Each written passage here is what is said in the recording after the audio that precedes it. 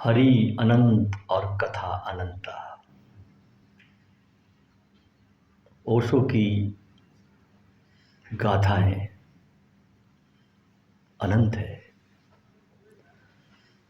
क्योंकि वे आकाश की तरह है।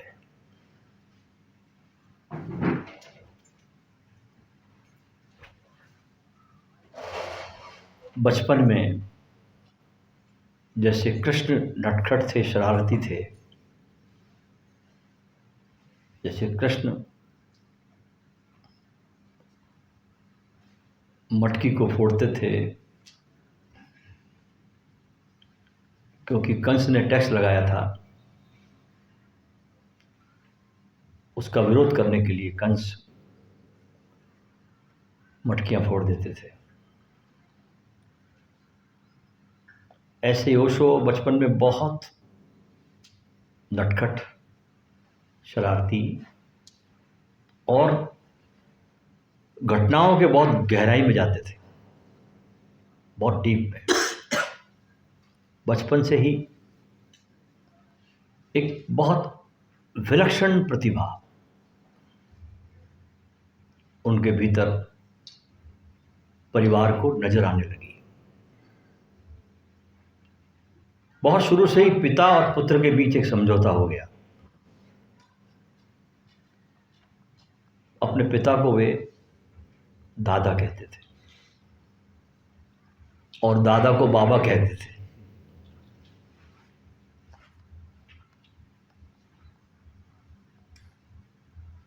समझौता हो गया था कि दादा, जब भी मैं सत्य बोलूंगा तो आप मुझे 1 रुपया देंगे। तो जब भी ऐसी कोई घटना पिता पुत्र के बीच घटती थी, तो जैसी ओशो कोई सत्य कहते थे, किसी की बहस हो रही हो, कुछ हो रही हो, सत्य उन्होंने कह दिया तो सीधा कहते थे 1 रुपया, और पिता को 1 रुपया देना पड़ता। जब ये गाडरवारा में थे, जहां ये बाल अवस्था में रहे, वहां की बहुत सी घटनाएं मुझे जानने को मिलती है। उस गाडरवारा में जब भी कोई भी त्योहार आता हो, किसी भी धर्म का आता हो, कोई मेला हो, कोई त्योहार हो, कोई जुलूस निकलता हो, या कोई कस्बे में कोई भाषण देने आया हो, तो उसमें हर सभा में, हर कार्यक्रम में रजनीश सम्मिलित होते थे। बुलावा आए चाहे ना आए, जाना ही है। पिता टोकते भी थे कि तू तो जैन है, तू क्यों जाता है इनके प्रोग्राम में, तेरा क्या संबंध है। तो समझौता था कि स्वतंत्रता में बाधा नहीं दोगे मेरे, ये पहले तय कर लिया था। और वे चाहते थे कोई भी त्योहार हो, कोई भी सम्मेलन हो, कोई भी जुलूस हो, और विशेष रूप से जब गाडरवारा में मुहर्रम के समय जब ताजिए निकलते थे, तो उन ताजियों में भी विशेष रूप से वे सम्मिलित होते थे। हम देखते हैं ना, मुहर्रम के समय ताजिए निकलते हैं, और उस पूरे जुलूस में रजनीश को सबसे ज़्यादा जो आकर्षित करती थी चीज,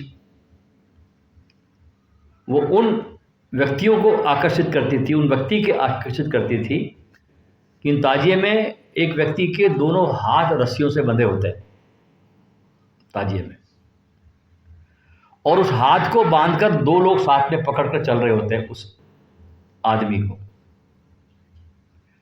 क्योंकि ये कहा जाता है उस ताजिए में कि जिसके हाथ में रस्सी बंधी है और जो 2 लोग उसको पकड़ के चल रहे हैं, ये बहुत पवित्र और धार्मिक है, क्योंकि इस पर वली की सवारी आती है। ऐसी ताजिए में मान्यता होती है। तो मेन जो ताजिए में आदमी होता है, उसके हाथों में रस्सी बांध दी जाती है, दोनों तरफ बड़ी मजबूत, 2 आदमी संभाल के चलते हैं उसको, और इन पर वली की सवारी आती है। ये बहुत बड़ा तमाशा देखने के लिए रजनी जरूर जाते थे। और जब वली की सवारी आती थी इस आदमी पर, इस ताजिए में, तो ये वली जो आती थी सवारी, तो यह आदमी बहुत उछलता था, कूदता था और अनेक अनेक प्रकार की लोग आवाज़ भी करते थे, जोर जोर से आवाज़ करते थे उस अवस्था में। और जैसे ये आदमी आवाज़ करता था उछल के कूद के, तो सारी वो जो ताजिए में जो भीड़ थी वो आके वहाँ जमा हो जाती थी कि वली आ गए।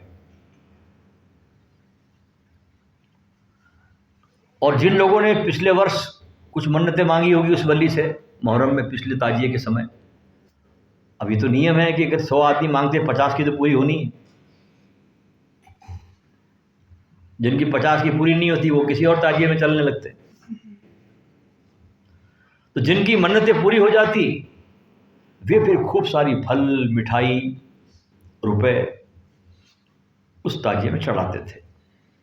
और जिसके सामने जितनी अधिक मिठाई फल चढ़ता वही उस पूरे ताजिए में अधिक पावर वाला वली माना जाता, क्योंकि ताजिए कई निकलते थे। और उससे फिर आदमी बहुत ज़्यादा मन्नतें मांगता था उस वली से। इस प्रकार पूरे गाडरवारा में जब ताजिया निकलते तो 8-10 सवारियां निकलती थी और सब पर वली आता था। अब वली एक और सवारी 10 पर आती थी। एक बार की घटना है, बड़ी सुंदर ओशो की जीवन की है, कि ये मुहर्रम का समय आया और ताजिया निकलने का समय आया तो घर से बाहर निकल कर जाने लगे। पिता ने पूछ लिया कहाँ जा रहे हो? तो उन्होंने जवाब दिया कि मुहर्रम के जुलूस में भाग लेने जा रहा हूं। 15-16 साल की उम्र। पिता ने टोकते हुए कहा, अरे ये तो मुसलमानों का त्यौहार है और तुम्हारे उसमें शामिल होने की कोई बात ही नहीं है।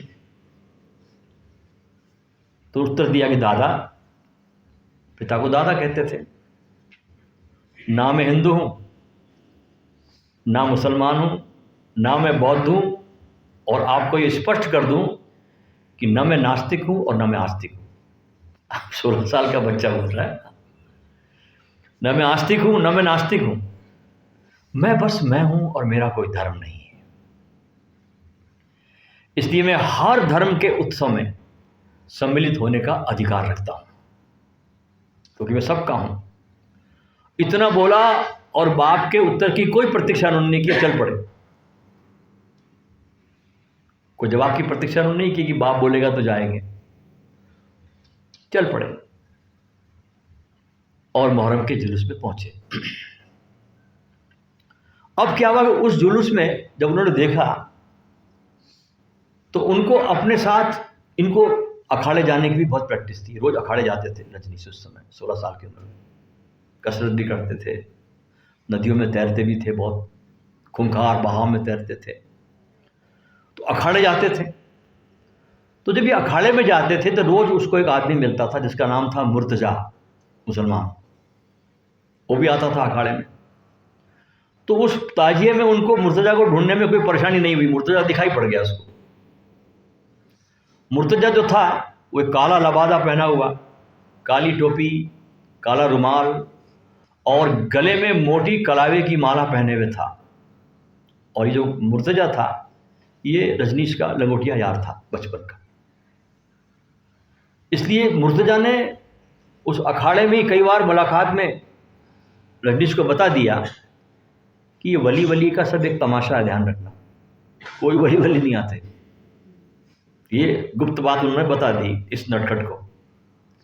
बोले तमाशा है और कुछ भी नहीं, बस इसी के बहाने बोले फल चढ़ावे, मिठाई, रुपया आ जाता है और अच्छे खासे पैसे भी मिल जाते हैं।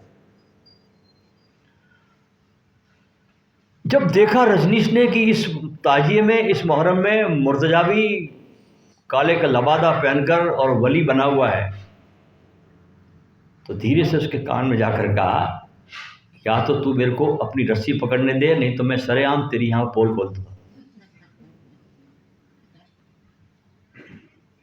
या तो तू मेरे को अपनी रस्सी पकड़ने दे और नहीं तो मैं सरेआम सबके बीच में तुम्हारी पोल खोल दूंगा। इतना सुनना था क्योंकि भीड़ जमा थी, इज्जत का सवाल है। मुर्तजा बेचारा शक पका गया, डर गया और धीरे से फुसफुसाकर धीरे धीरे आवाज़ में रजनीश के कानों में कहा कि यार तुझको रस्सी थामना तो थाम ले, चढ़ाव में जो भी आए उसमें से हिस्सा भी तुम ले लेना, परंतु खुदा के लिए यहाँ किसी को कुछ बताना मत। जो मैंने तेरे को अखाड़े में बताया, कुछ बताना मत। जो दो लोग मुर्तजा को रस्सी पकड़े हुए थामे हुए थे, उसमें से एक को मुर्तजा ने इशारा किया कि तुम हट जाओ, इसको पकड़ने दो रजनीश को। वे हट गए। रजनीश ने रस्सी पकड़ ली। अच्छा, इस अवसर के लिए क्या किया था उन्होंने? घर से निकलते समय एक बहुत बड़ी सुई अपने जेब में लेके गए थे।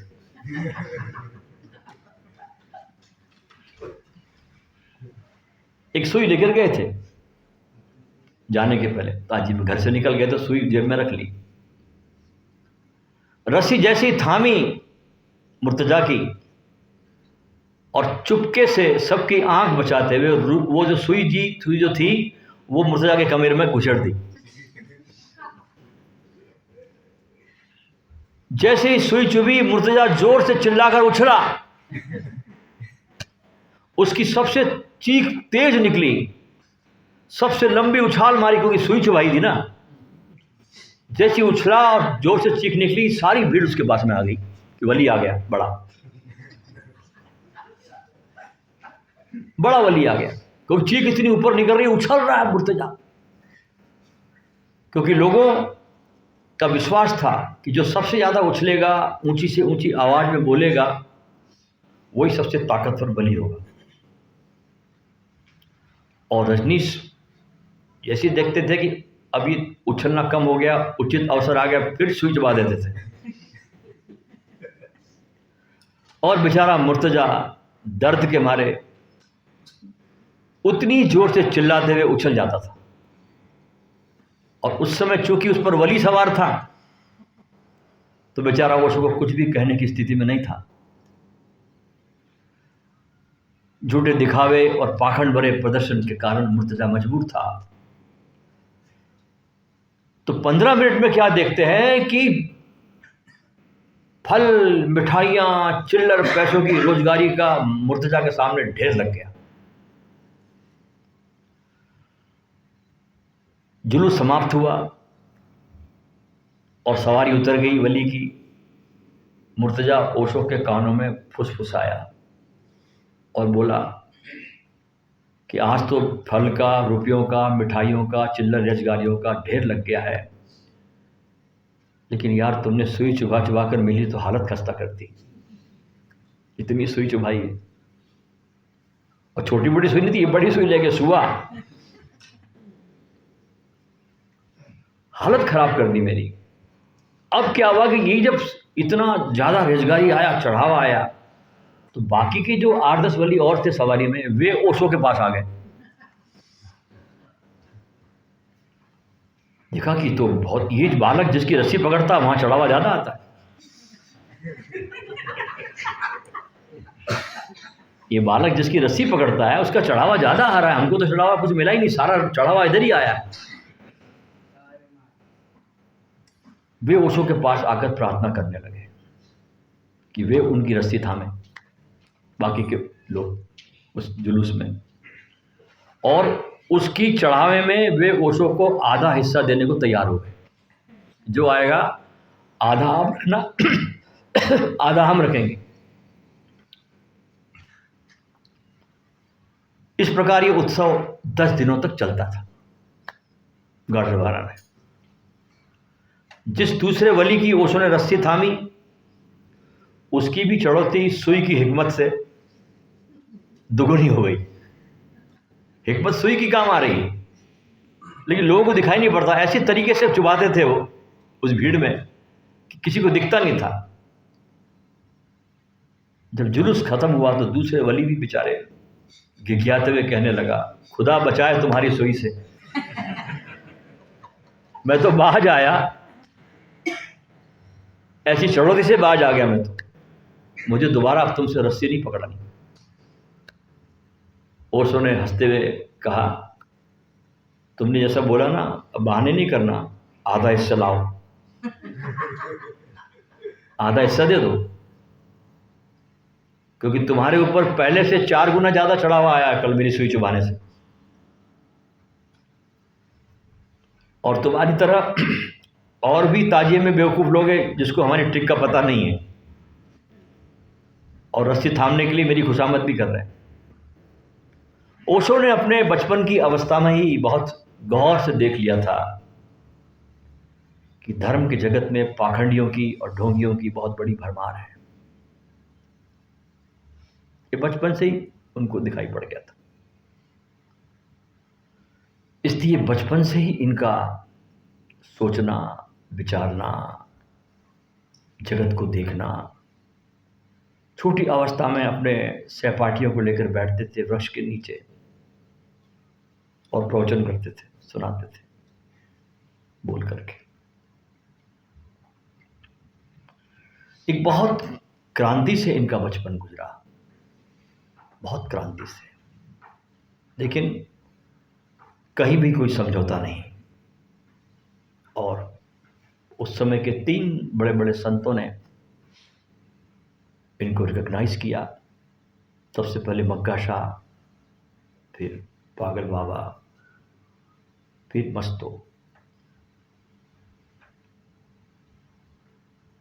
पागल बाबा का बड़ा योगदान रहा इनके जीवन में।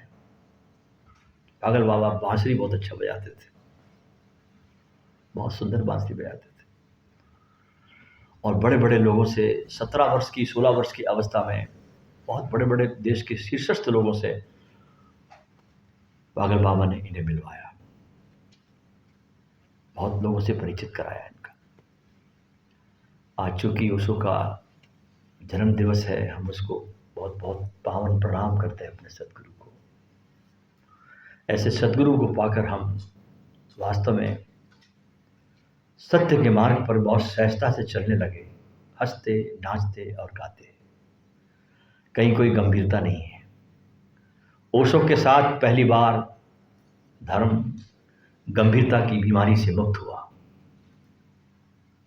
तो बहुत सीरियस हो गया था धर्म, उत्सव खो गया था, नाच खो गया था, नृत्य चला गया था, हंसी के फुहारे चले गए थे। ओशो ने फिर से एक नई नवेली चीज को स्थापित किया धर्म के जगत में। बहुत बड़ा योगदान धर्म के जगत में ओशो का है और हमारा उनके साथ काफ़ी 1966 से हम उनसे जुड़े, काफ़ी सत्संग रहा, नज़दीक बैठने का अवसर मिला। छोटे बच्चे थे, ज़्यादा समझता तो था नहीं उन दिनों में, 19 साल की उम्र थी, लेकिन उन्होंने ही खींचा। समझो, हम तो क्या गए, उन्होंने ही हमको खींच लिया अपने पास में। और उस समय हमको तो समझता नहीं था, प्रवचन भी 19 साल के बच्चे को क्या समझ में आता था, लेकिन उनके पास होने में बड़ा एक आकर्षण लगता था मुझे। उनके साथ बैठना, उनकी मुस्कुराहट को देखना, वो हरदम जोक सुनाते थे, हंसाते थे, उसको सुनना, हंसना। तो इस उनका व्यक्तित्व इतना आकर्षण था कि उस आकर्षण में हम बन जाते थे। समझ में आए ना आए वो 2 कौड़ी की बात है, उसी में खो जाते थे उनके साथ बैठ करके। तो काफ़ी मित्रों उनके साथ अवसर मिला और अंत में जो अवसर मिला वो तो आप जानते ही है कि जब रजनीशपुरम से भगवान लौट के आए तो सुमिला बम्बई में स्वामी सूरज प्रकाश के घर में 6 महीने तक वे अतिथि की तरह रहे बॉम्बे में। और वहाँ पर मुझे 6 महीने तक के उनकी सभा में अपने स्वरचित गीतों को गाने का, अर्पण करने का एक महानतम अवसर मिला। उस रोज़ मुझे 20 मिनट सुनते थे, 10 मिनट आते समय और 10 मिनट जाते समय। तो 6 महीने तक ये मेरी यात्रा उनके सुमिला मुंबई में 1986 में ये उनके साथ चलती रही। और इस घटना ने मेरा पूरा जीवन बदल दिया। 8 अगस्त 1986 दिन के 3 बजे मुझे उन्होंने सुमिला में अपने शयन कक्ष में बुलाया, जहाँ वो इस कमरे में ठहरे हुए थे। दिन के 3 बजे और मैं जैसे ही कमरे में प्रवेश किया, देखा तो बहुत दफ़े था 66 से ही, लेकिन उस दिन कुछ पता नहीं क्या बरसात हुई कि एकदम मैं दूसरा हो गया। और फिर बहुत गीत उतरे, बहुत रोया मैं।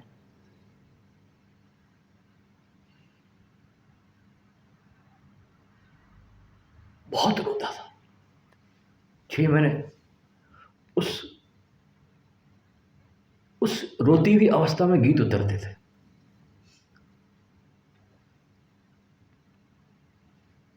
तब मुझे ख्याल आया कि सूफी कहते हैं कि मेरा अहंकार मेरे आंसुओं के गिरने से हृदय से निकल गया।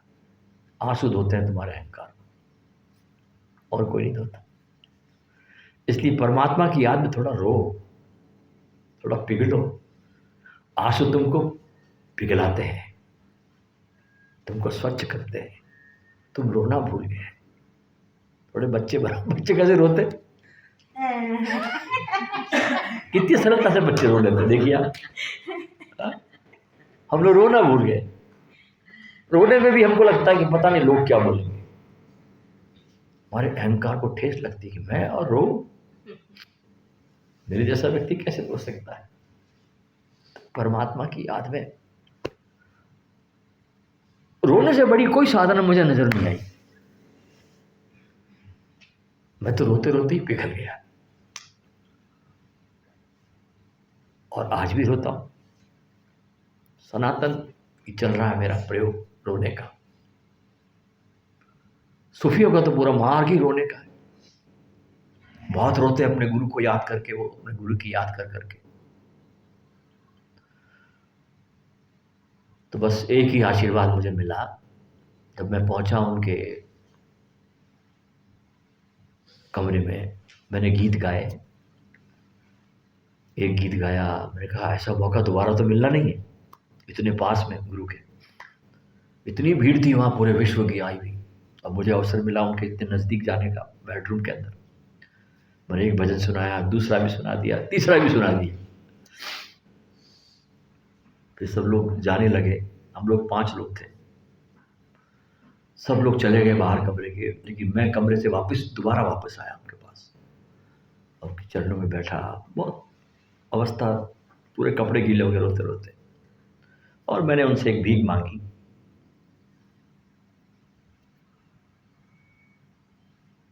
मैंने कहा भगवान, आज आपने जो मुझे बुलाकर मेरे भीतर जो प्रेम की आग जलाई,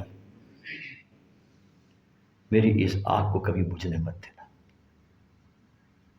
मेरी इस आग को हवा देते रहना अपनी, ताकि मेरी आग जलती रहे। मेरे शोलों को हवा देना।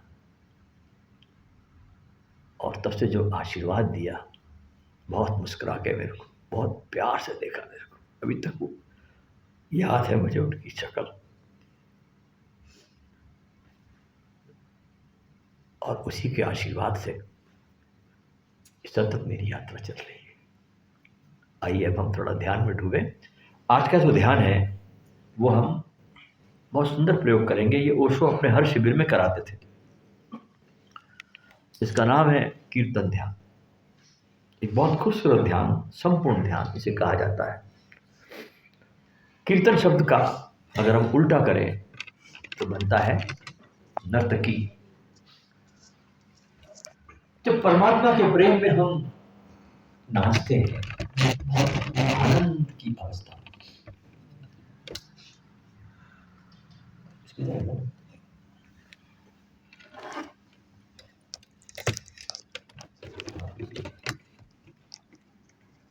तो बहुत